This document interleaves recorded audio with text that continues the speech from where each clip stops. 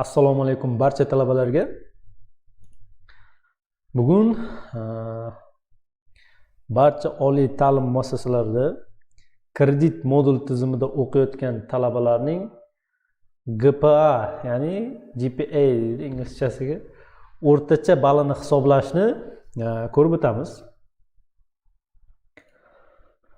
Bu ekranimizda o'ng tomonda turgan formulani ko'p ko'rganmiz. Vazirlar Mahkamasining 824-son qarorida keltirilgan hamda ko'pgina yo'riqnomalarda, nizomlarda, qo'llanmalarda hammasida keltirildi bu formula. Soddagina formula. Lekin yana ham batafsilroq tushuncha berishni so'rashibdi ko'p talabalarimiz. Shuning uchun yana ham bir batafsilroq tushuntiramiz.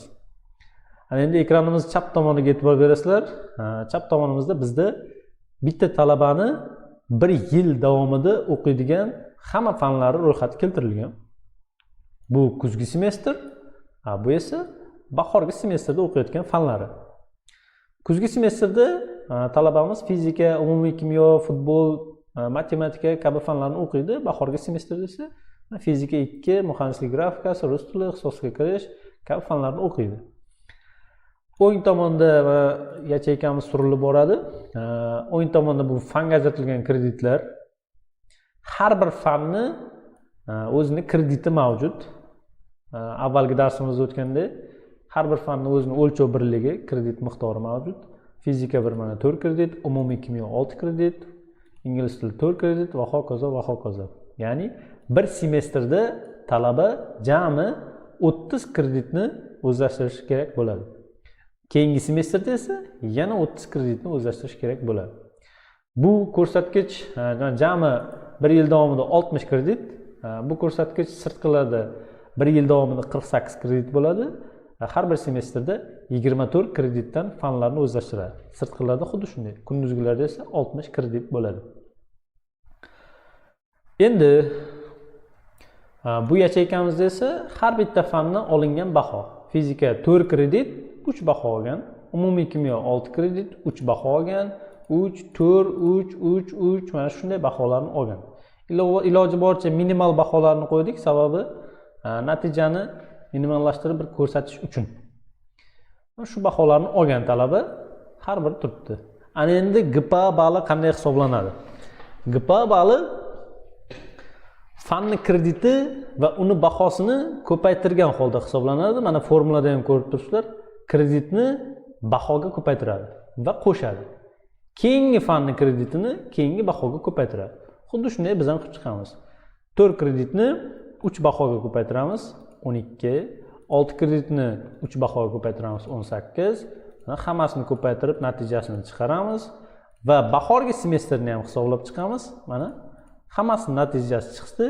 Ana chiqqan natijalarning barchasini yig'indisini hisoblaymiz. Umumiy yig'indisini hisoblaymiz. Mana 188 chiqdi. Hammasini yig'indisi 188 chiqdi. Esinglarda bo'lsin, GPA bali 1 yil davomida hisoblanadi. Ya'ni 2 semestrni qo'shib hisoblaydi. Jami kreditlar 60 kredit, jami natijamiz 180 bal bo'ldi. Ana endi 180 balni, mana 180 balni jami 1 yillik kredit miqdoriga bo'lib o'ramiz. 60 kreditga bo'lib o'ramiz. Bizni o'rtacha GPA balimiz 3,1 bal chiqdi. Demak, 3,1 bal.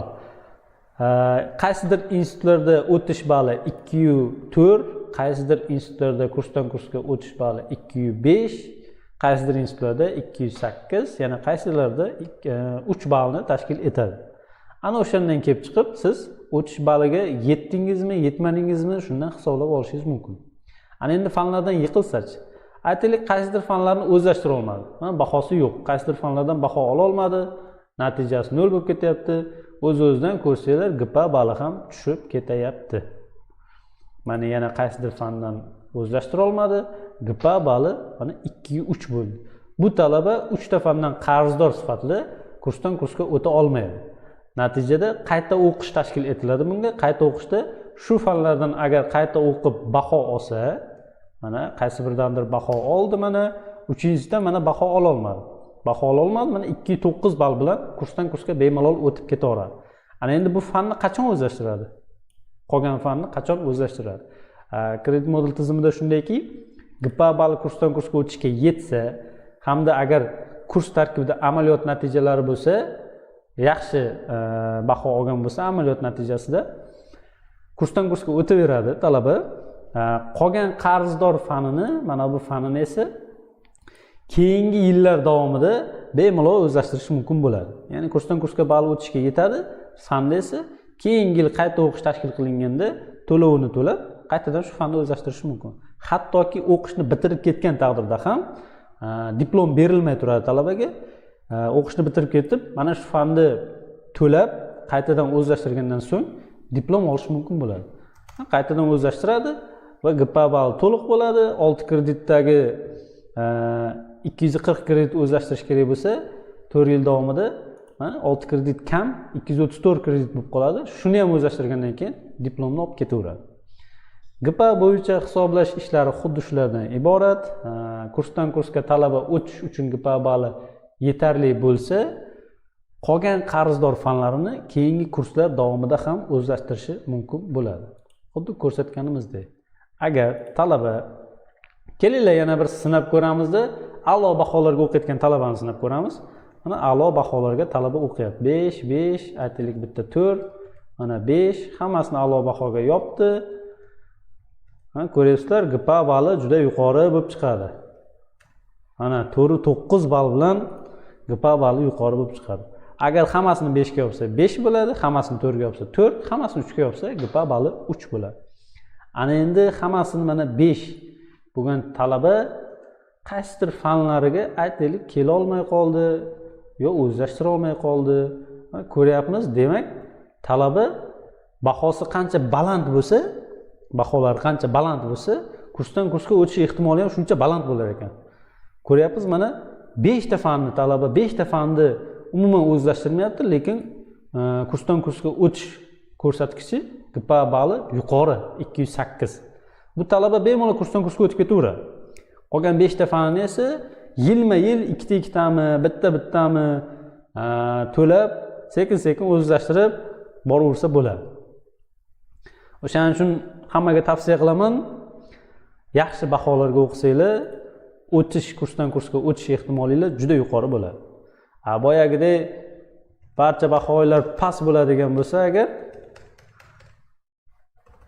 ko'ryapsizlar, hammasini 3 ga yopsanglar 3 bo'ladi.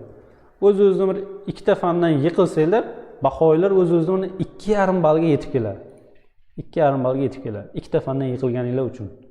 Boyagi talaba 5 ta fandan yiqildi, lekin GPA balli 208 edi. O'shaning uchun maslahatim barcha talabalarga fanlarni faqat a'lo baholarga o'zlashtirishni maslahat beraman. Shunda sizda hech qanday xavotir ham bo'lmaydi, hech qanday to'lov masalasida muammo ham bo'lmaydi. E'tiborlaringiz uchun rahmat. Qanaydir savollar bo'lsa, kommentariyalarda berishinglar mumkin. Barchaga rahmat.